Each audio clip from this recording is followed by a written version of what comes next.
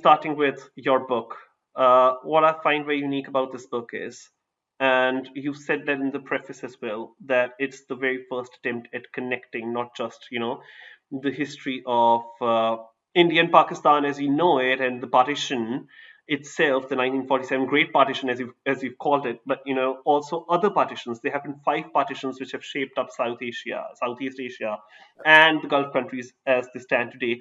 And what's unique about your book is that it looks at things holistically. That even what Aden, Kuwait, UAE, Burma, they were part of the wider British Indian Raj, and that's something unique. Yeah, and you can see it in surnames like Rangoonwala and Adenwala.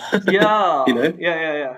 No, so that's an interesting bit, and it's very relevant now what you've written in the book about history. But we're seeing it playing out. It's 8th April. Donald Trump has given a deadline that he is going to make the Iranians regret every single thing that they've ever done to America or intended towards America if they do not reopen the Strait of Hormuz. How do you think that whatever is going on currently in Iran and the whole Strait of Hormuz saga, how does that relate to the history that you've narrated in this 5 partition in your book? Yeah, I mean, it's terrifying what's happening there right now. I lived in Iran briefly and for a month in 2016 and a month in 2018 when I was a student, and I was studying Farsi and I did my kind of summer courses there. And so it feels particularly personal having bombs dropping on my old universities in a sense. And yeah, terrifying. So I think that there's multiple ways that this is, that the current conflict is rooted in these events. One is, of course, the first Gulf War, which is, of course, irrelevant to this, but the first Gulf War is explicitly a result of Kuwait being absorbed into the Raj. And when it gets its independence, Saddam Hussein says it only survived because it was a protectorate of the Raj and under the viceroy. Otherwise, it should be the southern province of Iraq. So, in that sense, in the sense that kind of the string of kind of US interventions in the Middle East kind of begin in a major way with the Gulf War, that is explicitly part of this. There is a lesser known part that I think I don't go into in detail in the book on the origins of the revolution. Obviously, is to do with the whole. The Iranian Revolution begins with events around the Anglo-Persian oil refinery, which is in Abadan, and produces all of the oil. Under Mossadegh, it's nationalized. And they try to kick basically Britain and the US out. And then Britain and the US organizes a coup in order to basically get back in. There's a whole fascinating early history around this thing where that refinery very almost becomes a princely state too, because this is what the Brits were doing, right? And so there is a fascinating monument in Abadan called the Masjid-i-Ranguniha, the Masjid of Rangoon, of the people of Rangoon. Right. Of the Rangoonis. And there is, and basically it was not, the Anglo in the Anglo-Persian was basically the Raj. And the Brits working there tended to be Raj officers. And there is a brief moment in the list of princely states that I have at the end of the book where Muhammara, which is basically the kind of the Shiftdom of Muhammara, the Brits, the Raj tries to recognize as independent of Iran and tries to establish as a princely state as well. They tried to make it a breakaway province. And then I think the Pahlavis managed to stop that from happening. But there is a fascinating prehistory to this whole conflict around the Raj trying to recognize the oil regions as a breakaway Shiftdom.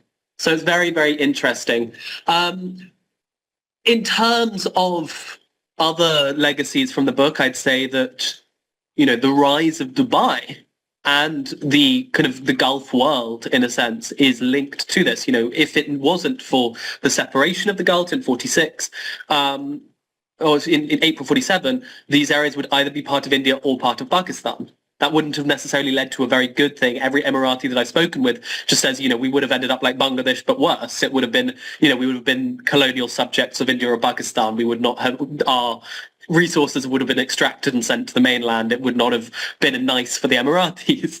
But, it's a fascinating what if to imagine how different the GCC world would be if it were part of either India or Pakistan. And then, of course, the GCC's whole survival has to do with the events towards the end of the book. So I talk a lot about how, the revolutionaries in Yemen, the revolution in Yemen is what causes the GCC states to band together and basically keep their monarchies into the 21st century. And it's meant that they are the last surviving princely states, in a sense, of the Raj. And you've also traced, briefly, but you've traced the rise of the Ambani Empire now, which is a powerhouse in India. Yeah. And also how that started in the Gulf, and that's where it originated from. But one of the most interesting aspects in your book is that there are places that you've mentioned that there was fluidity, at least in what is known as modern-day Indian Pakistan, in Bangladesh, as to religion, as to identity, in the sense that a lot of people who would be following a lot of Muslim rituals and being engaged in Muslim festivities could easily also be celebrating Sikh festivities and Hindu festivities. So, it's really unfortunate where I'm sitting right now, the Ahmadi community in particular, in Pakistan. I think it's no secret, but because I'm surrounded by that all the time, there is a lot of, they use a word which starts with Q. And you've also mentioned briefly that Ahmadis, even though they were quite at the forefront of the Pakistan movement, but eventually they were sidelined. Do you think that at the time that they supported the Pakistan movement, the Ahmadi community could have ever foreseen that their existence would be criminalized in the way that it is today? No. Right? No, and I think that it's fascinating. I mean, I also don't think what I think is so important to remember is no one knew, none of the battle lines that we have today were really drawn back then. And so, many Dalits sided with Pakistan. And one of the founding fathers of Pakistan, I think one of the first chief ministers, Jogendra Nath Mandir, who was, a Dalit Bengali, was one of the founding fathers of Pakistan, and Hindu Dalit Bengali, but today doesn't fit into that, and eventually left Pakistan because he got disillusioned and moved back to India. So I think the Ahmadis have a very similar fate, and of course many of them migrated to Pakistan from India. The town of Qadian, after which is in India, and there aren't that many Ahmadis left there. Of course, there are still some in Kashmir and the Indian side, but and I've got Ahmadi friends in Delhi.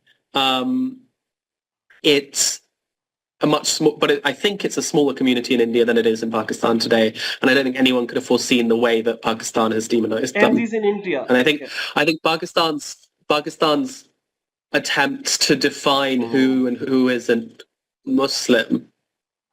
I mean, the most blatant example of this is the fact that Jinnah is a cordial and yet is not recognized as such. His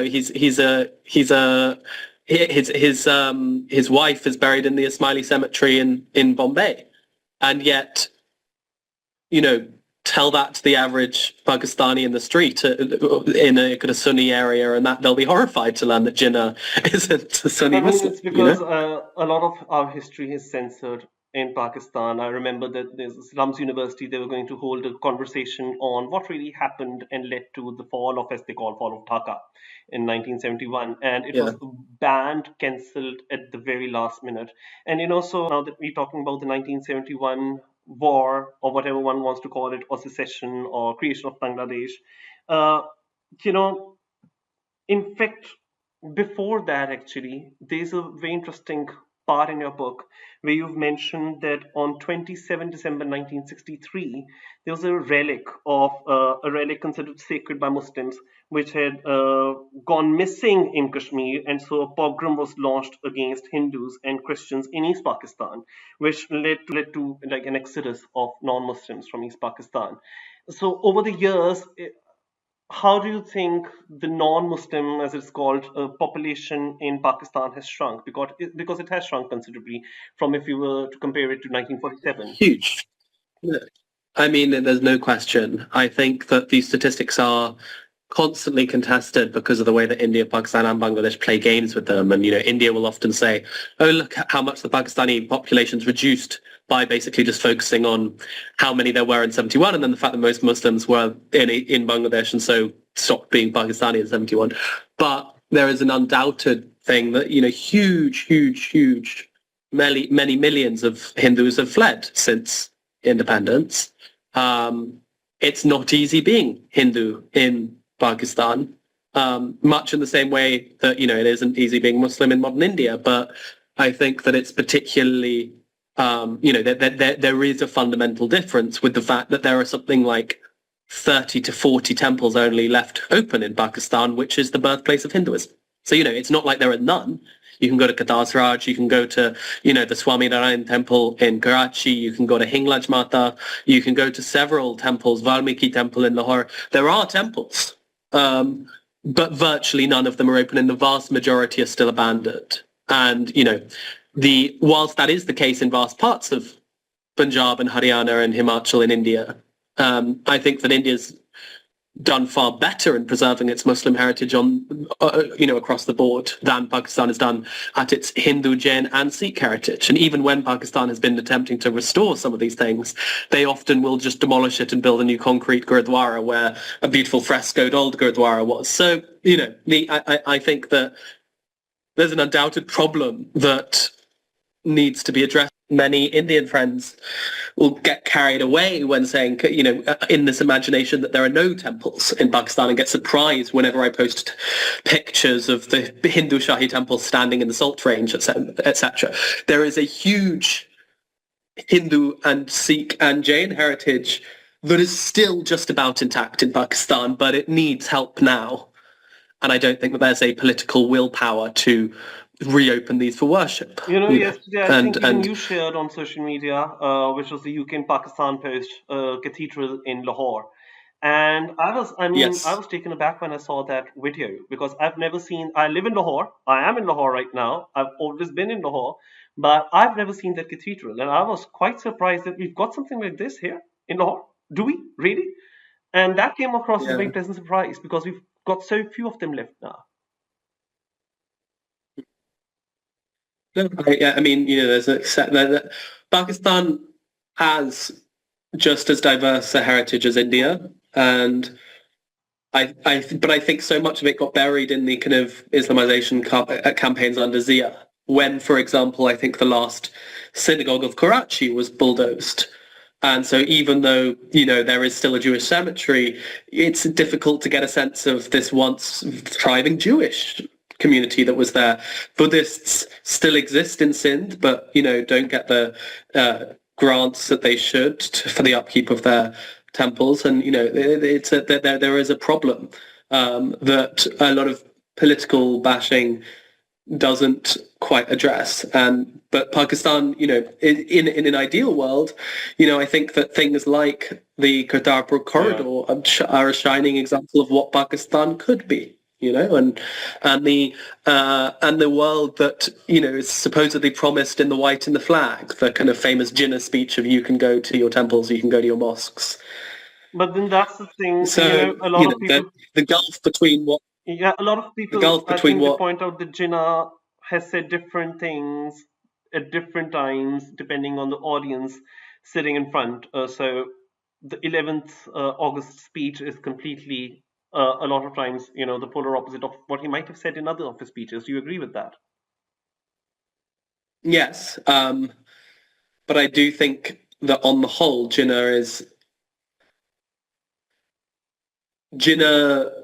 played the religion card towards the end, and I think that Jinnah of the 40s would have horrified the Jinnah of the 1920s.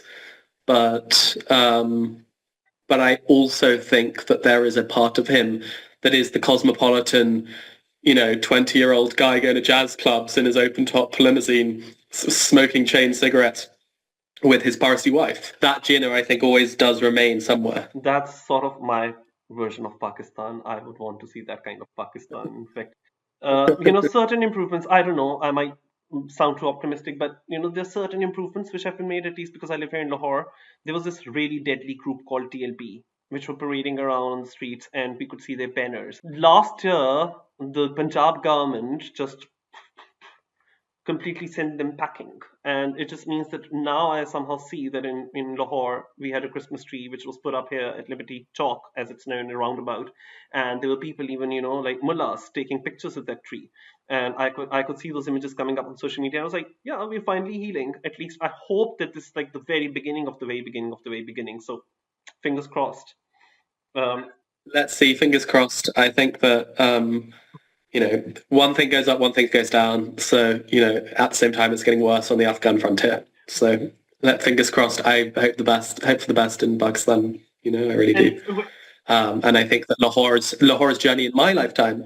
I've been going to Pakistan now for over a decade, and when I first was going to Pakistan, I was advised not to go to Karachi even because it was too dangerous for kind of white foreigners to go backpacking, in the sense that this was at the peak of the MQM years, and this was at the peak of when people were kind of being pulled over on the side of the road, and there was all of those. And there were bandits on the roads of Sindh and stuff, and that just isn't the case anymore. Yeah. And I'm amazed by the change. I was or at that time, I can't remember, this would have been early 2010s. At that time, I was very able to go to Islamabad, Lahore and Multan, but Sindh in general was considered kind of, it had some foreign office had said, don't go, right, because it's dangerous at the moment. That is just not the case. Within I think 3 years of my first visit, Karachi was considered completely fine and absolutely anyone could go and have a nice. Because it's in places like Khyber Pakhtunkhwa or Balochistan. That's what I think of when there is an advisory for tourists that don't go to those places because there's violence there or insurgency. Yeah. But Karachi, I think, is shouldn't Karachi be the place where people coming from other countries? Well, precisely, but this was at the peak of the MQM craziness, right, when when there were just kind of people going missing, and I think there was someone who was working for the Foreign Office in the US or the UK had just vanished one day, and there were all these kind of it was those kind of 2000s years when and everyone I know in Karachi has some story from those years. Right.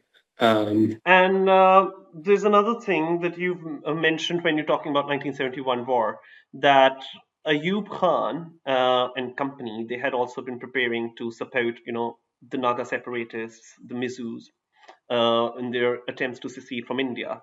Why do you think that did not pan out very well, and that wasn't as successful as the support of Bengali separatists in East Pakistan by Mukti Bahani, by India?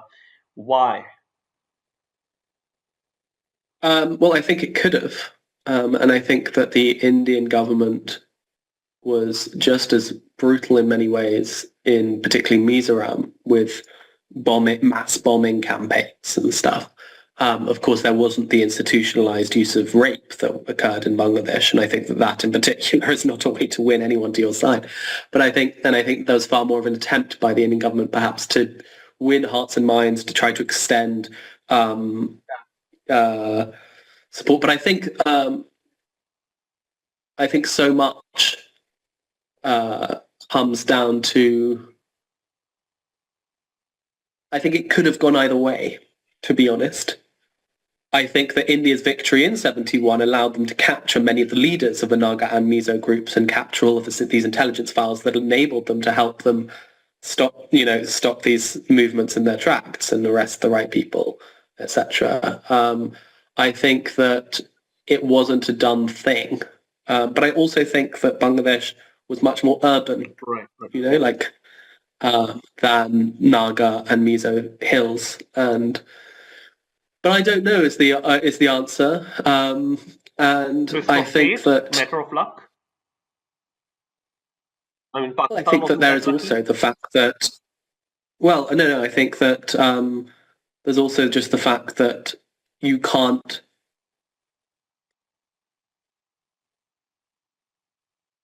the scale of the populations is just a different scale. Right.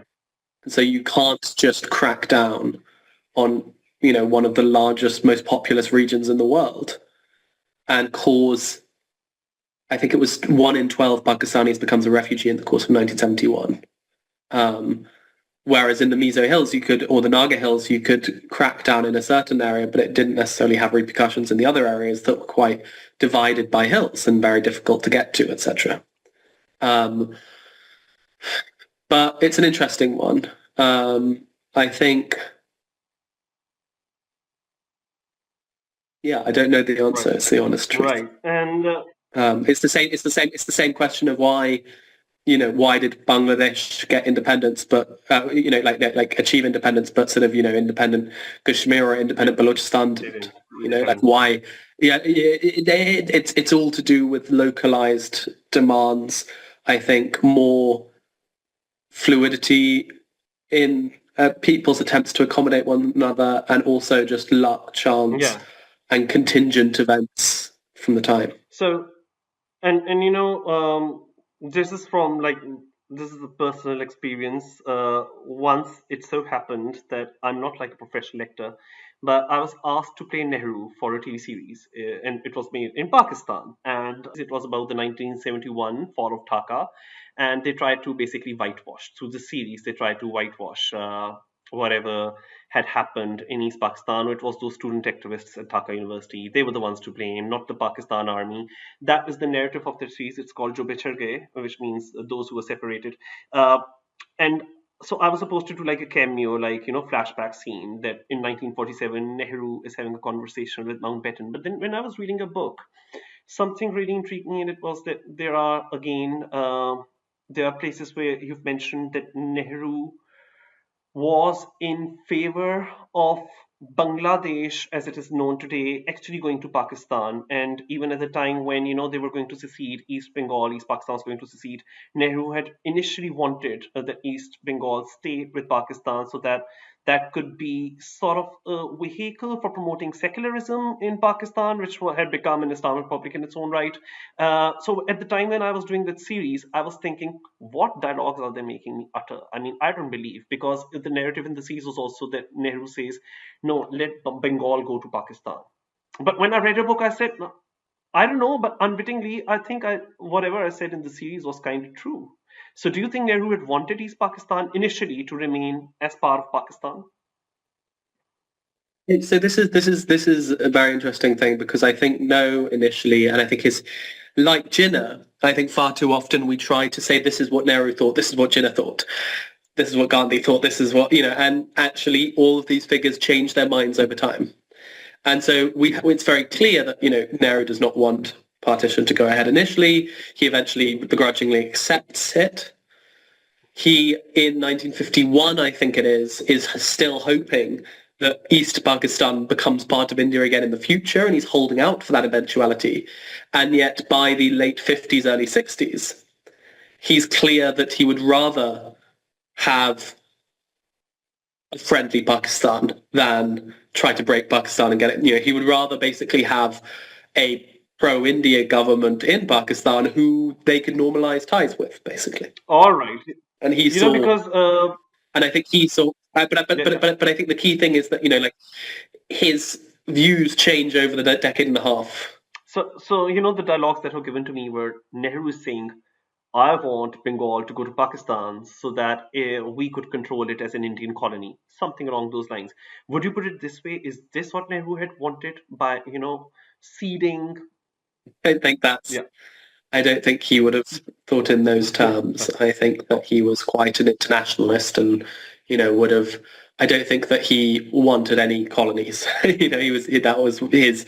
If there's one consistency throughout his career, he's an anti-imperialist, and I think his basic view is that, Pakistan, if it exists, he'd rather have it friendly than non-friendly. He would rather Pakistan didn't exist at all and that India had been united, but begrudgingly does come round to the idea of Pakistan as a kind of way out of the political issues of the 1940s. And I think once it's created, within a couple of years, he has accepted its existence. He's he made peace with accepted the idea. he's made peace with it, and he becomes more focused on how do we make these guys our friends, and how do we stop the tensions over Kashmir, but also make sure that Kashmir ends up with India. And like I think he also saw a Bengal-led Pakistan is more likely to drop the Kashmir issue, because one of the consistent things was that in the 1950s was that whereas the military elite of Rawalpindi saw Kashmir as very emotionally close to them because they're right next to Kashmir, the Bengali majority of Pakistan didn't really care that much and were horrified when in the 65 war, for example, Pakistan's army went in to defend Kashmir, but did not really go at all to defend East Pakistan. And I think that was noticed. And, as far as many East Pakistanis were concerned at the time, why is the Pakistani army more concerned with annexing Srinagar than with looking after the people who are actually now their countrymen? I think that's always been the case, though, because even today, Pakistan is very much concerned about Kashmir. I mean, gaining their territory, and they cite Security Council resolutions to that end. And then there are places, Khyber Pakhtunkhwa, Balochistan, where a lot of the population, they feel alienated as if the voices are not being heard. So I don't think that history really changes itself in this regard. Precisely, and I would say that the biggest thing that Pakistan, I think that there are a bunch of missed opportunities because, of course, back then, until the 90s, Kashmir was far less violent. There were far less weapons. There were far less calls for independence and etc. than in Kashmir than as compared with basically everything east of Kolkata, East Pakistan, and Northeast India. And there was far more separatist movements and gun running, etc., cross-border, which again somehow has been collectively forgotten. That in the 1960s, Kashmir is not at the top of the priorities in a lot of ways. So certain people from India, I've had very brief conversations, but some of them suggest that it's actually Jinnah, and he was intransigent, and Sardar Vallabhai Patel, Nehru, they'd offered him, that all right, we'll hold a referendum in Kashmir, according to all those Security Council resolutions that you keep citing. But at the same time, you'd also agree to holding a referendum in Hyderabad, which ultimately Pakistan lost anyway. And so that was a stumbling block which created the mess that Kashmir is in today. That, you really don't know. I mean, that is true. Patel specifically offers that to Jinnah. He says, forget the Security Council. You give us Hyderabad and stop recognizing the Nizam's right to be independent. We'll give you Kashmir. And it's a fact that also doesn't sit easy with a lot of Indian nationalist imaginations of Sardar Patel, because of course to them he's the man who could have got them all the princely states. And so the fact that he offers up Kashmir's future, and Nehru is the one from the Indian government who really cares about Kashmir. Patel, frankly, doesn't want any Muslims in India. I mean, he does, but Patel, I think, is fascinating. He's very Hindu nationalist. He becomes immensely distrustful of Muslims, and yet I think he's not an out-and-out, Hindu nationalist Sanghi, because the moment that Gandhi is assassinated, he wants to ban the RSS, and he is, in a sense, but he's a very deeply complex figure who is basically, he's the guy who does all the dirty work, and he uses a lot of these, religious nationalist mobs in order to get what he wants politically. And I think that if there's going to be one major character from this whole saga who needs a biography, an updated biography, it's him, because there's so much crazy stuff that's been discovered in the last decade about him that just wasn't in any of the biographies that have been published. And he is a far more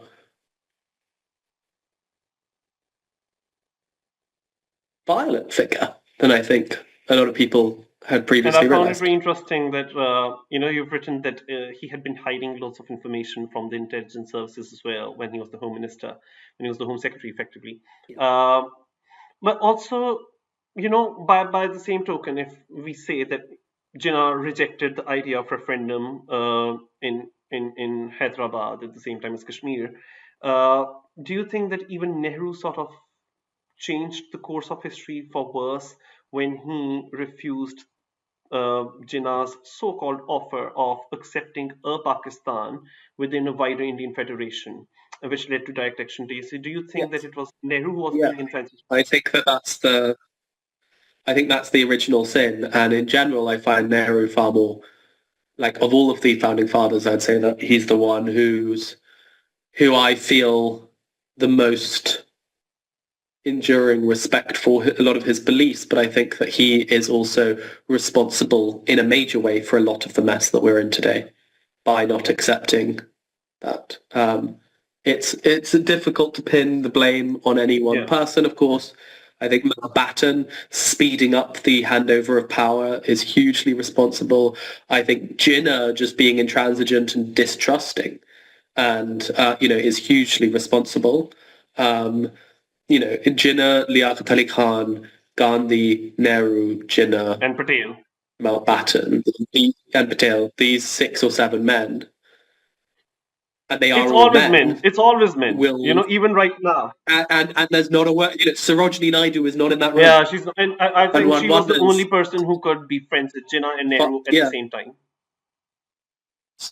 and I wonder whether history would have been different had Sarojini Naidu had more of a prominent role. She was Minister of Women or Yeah, something at yeah. one point, but and became one of the ministers of UP.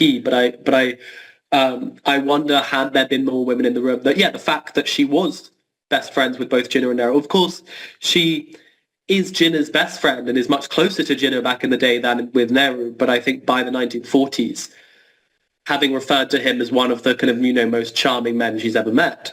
By the 1940s, she refers to him as like of Lucifer, who promised to bring us into Congress heaven and instead brought us into the deepest, darkest pits of hell. That's no light statement. Yeah, yeah. I particularly like the And I quote.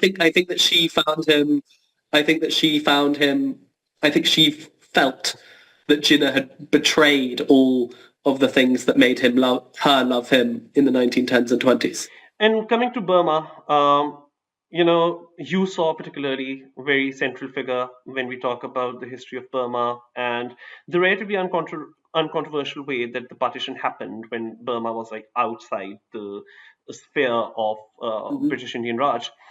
But there were these anti-immigrant leaders, far right, you saw, and they conflated, Muslims with Indians. Muslims automatically meant Indians. And do you think that's exactly when, the seeds were sown for the anti-Rohingya hate that we see in Myanmar today and the plight of the Yes, Rohingya?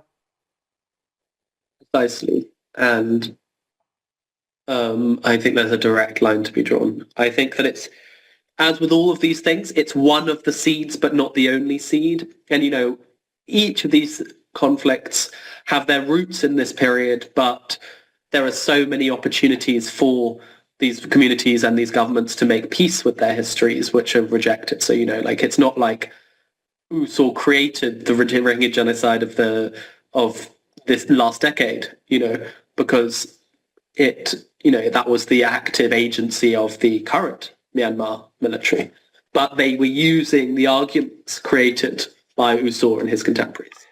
And so, talking about these far right leaders and populists, Nathuram Godse, I mean, we just cannot not talk about him. Do you think his shadow looms large over Indian political landscape today because we've got RSS, we've got BJP in India, and if there were any even remotely so chances of some sort of an understanding or people-to-people connection in India and Pakistan, I think that it's become virtual impossibility currently. That's my view. With the Modi-led BJP government in India currently, uh, and there's a lot of talk about Akhand Bharat as well. When they talk about Akhand Bharat or undivided India, as you've written in the book as well, what do they mean in this day and age? By undivided India, do they mean the India of Mahabharat, or do they also now want to incorporate what was Burma, what was even UAE and the way that it existed, even the Arab Gulf countries in that undivided India? I don't think, definitely not the Gulf countries. I don't think that they themselves know. I think that occasionally you see these maps that include Bangladesh, and Pakistan and Burma, and then sometimes includes Sri Lanka and Indonesia and all these places that, I think a lot of these guys who are talking about this stuff often just don't have a basic idea of geography and have usually never left the country. Right. Yeah, yeah. Um, This reminds me, I was once on Indian media, they'd invited me and they told me there's a topic we're discussing. I was like, what topic is it? It was an Indian channel and it's called Godi Media nowadays, I suppose. But they said we're going to talk about Akhand Bharat and Khand Pakistan, which means that Pakistan is falling apart, but this is Akhand Bharat. And I said, all right, I'll join your show. One of the Indian panelists, and he was from Punjab, and he said, Mani, just be quiet. No, you're talking too much. I'm sitting here in Punjab in India, and I say that you people stop talking about Kashmir and talk about getting us rid of India. I was like, what? He's just said what needed to be said. I mean, I don't have anything more to say. He's proven the point. You're talking to me about Akhand Bharat, but it doesn't seem like it. Listening to this fellow here, he's saying that he wants Punjab out of India. What's this mess? So I see that confusion. I do see that confusion there. I don't think that. I think the honest truth is that I don't think that the borders of South Asia are changing anytime soon. Yeah. To be completely Neither do honest, I think that the nuclearization of the conflict means that at some point, I mean, my personal take is that at some point we need to accept the line of control as an international border, and basically the Agra summit of 1999 and the roadmap to normalization of ties, I think, under Vajpayee, BJP leader, and the Pakistani military Musharraf, was actually, it's the same as we have right now. And I think that the basic system outlined then, which was recognize the line of control, but give Kashmiris dual citizenship, I think that that is by far the most sensible solution to all of this. If only. And everyone from the kind of disputed regions can be both, and basically the Irish solution. Yeah. In Ireland, the Good Friday Agreement.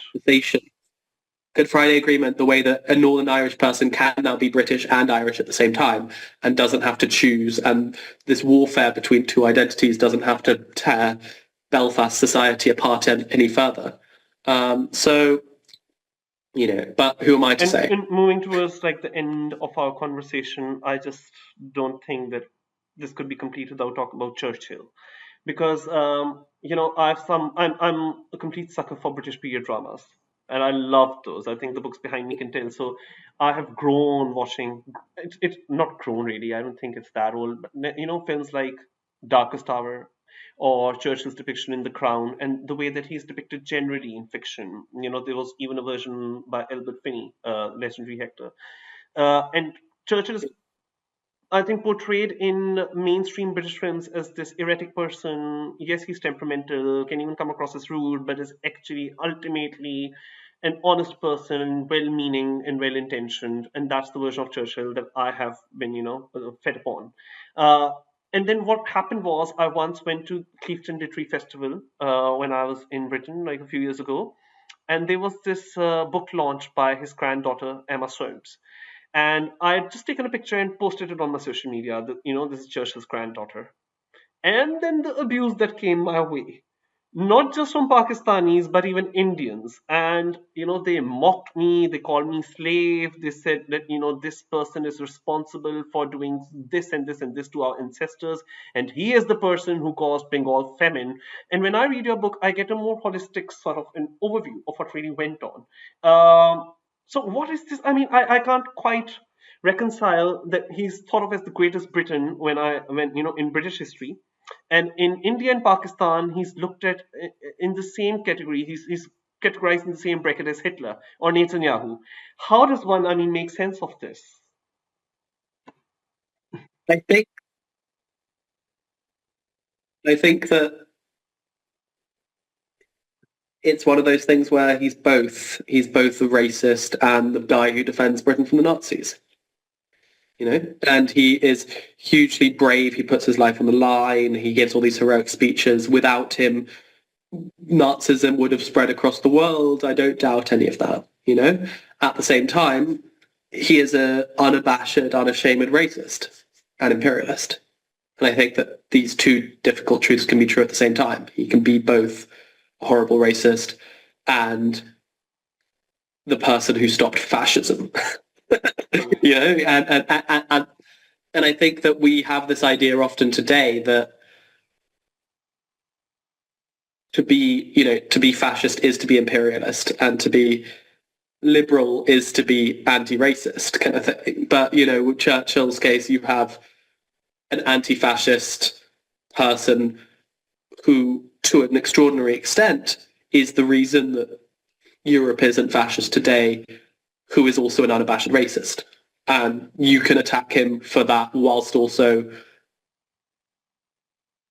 revering his legacy and I think in many ways he's the opposite of Subhash Chandra Bose, who is a massive anti-imperialist who very happily negotiates with Hitler, and is an extraordinary, and is an extraordinary voice of anti-imperialism. The lines of today are not the lines of the 1940s, and so Bose is an anti-imperialist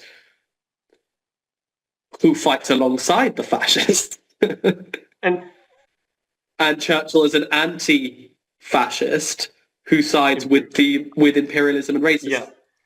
And finally, I think both men are fascinating and can be revered and attacked for their respective legacies in different ways. Yeah, I mean, because Subhash Chandra Bose, a lot of his, legacy, a lot of what he did and said, and from what I also read in your book, sort of revolted me, disgusted me, but at the same time, he is looked at as a hero. Actually, there have been a lot of biopics that have been made on him in India, and so he is revered. He is looked at as this figure, historical figure whom people in India at least feel that they owe a lot of gratitude to. So, I mean, they can be, but so finally, this conversation that I've just had with you on history, on at least, history which keeps affecting us, definitely affects me. I was once invited on like a podcast on a talk. I was once asked to talk to a person from India on these topics. But somehow I just found that unfortunately we can't have conversations anymore from across the border. And it's such a pity. It's such a pity. I was able to have this conversation with you, but I was not able to have the same conversation with the person from India. And a lot of times, I even hold back. So people from India ask me, who do you blame for the 1965 war? How do you define what's been going on in Kashmir? And I always say, no, you know what?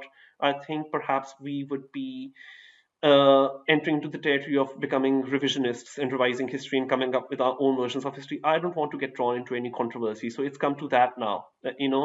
Just talking about or trying to explore what really went on in the past can generate so much controversy that not only are we physically partitioned from one another, but people from India and Pakistan, we cannot even sit and converse and agree upon things. At least if we cannot agree upon what's happened in the past, we are not able to create a roadmap for the future. That at least how to retain a people-to-people contact, which I think is a huge loss. Because I was in Southall, London a couple of months ago, and I was saying to my friend, the border between Punjab, Indian Punjab and Pakistani Punjab, that border ends here in Southall. And that's where we all meet, because I can literally not differentiate between which shop belongs to an Indian Punjabi or a Pakistani Punjabi, or to an Indian or to Pakistani for that matter. And we can actually meet and sit and talk and even form friendships with people from across the border in the very same country which ironically colonized us. Do you think it's one of the greatest tragedies of my generation that this is what we've inherited from the past? Yes, but I haven't lost hope just because of the fact that is still possible in Southall. You leave these countries and everyone's immediately best friends. That's not the case in other conflict zones. That's not the case between Russians and Ukrainians. That's not the case between Israelis and Palestinians. It is a unique fact in the relationship between India and Pakistan that you go abroad and everyone's dating each other and eating the same food and listening to the same music. And that gives me hope. So, and I think that, my work with Sadia, Project Astan, has shown how much appetite there is for actually addressing some of these things. And I think that people just need to stop looking for people to blame for things and understand, and instead look for understanding, where does your trauma come from? Where does your trauma come from? Rather than saying, oh, you're responsible, it's And I think this is, So do you we need a think piece of do you think that the reconciliation. current Pakistani generation is scarred by the traumas of the past of the 1947 partition to some extent at least? Yes. Yes, and I think I think the worst idea is whenever I hear people say, "Oh, we need to move on from this and not think about it," because you can't understand anything without understanding, these roots. And the moment that we lose that, I think we lose something important. Great, great. So yeah, that was quite insightful. I mean, this adds to what I read in the book. So thanks a lot for your time. Actually, it's very Well, insightful. I hope you enjoyed it, and yeah, let me know about any of the Substacks you particularly enjoy. Okay, lovely to meet Same you, here. and stay You safe. too. Thank you. Bye. Yeah.